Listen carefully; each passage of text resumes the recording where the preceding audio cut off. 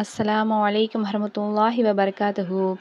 இப்னு Abbas ரலியல்லாஹு அன்ஹு அவர்கள் அறிவிக்கின்ற ஹதீஸாவது, அல்லாஹ்வின் தூதர் முஹம்மது நபி ஸல்லல்லாஹு அலைஹி வஸல்லம் அவர்கள் ஜிப்ரீல் அலைஹி வஸல்லம் அவர்களுடன் இருந்தபோது மேலிருந்து ஒரு சப்தத்தை கேட்டார்கள். ஜிப்ரீல் அலைஹி வஸல்லம் அவர்கள் வானத்தை நோக்கி பார்த்து, இது இப்போதுதான் வானத்தில் திறக்கப்பட்ட கதவு, இது இதற்கு முன் ஒருபோதும் திறக்கப்படவில்லை என்றார்கள். அந்த கதவின் வழியாக ஒரு வானவர் நபி அவர்களிடம் இறங்கி வந்து, உங்களுக்கு வழங்கப்பட்ட 2 ஒலிகளின் நற்செய்தியை பெற்றுக்கொள்ளுங்கள்.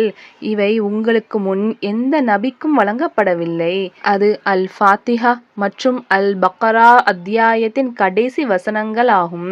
அவற்றின் ஒரு எழுத்தை கூட நீங்கள் ஓத மாட்டீர்கள், ஆனால் அதன் பலனை நீங்கள் பெறுவீர்கள் என்றார். அறிவிப்பவர் இப்னு அப்பாஸ் ரலியல்லாஹு அன்ஹு. நூல் முஸ்லிம், நஸஈ.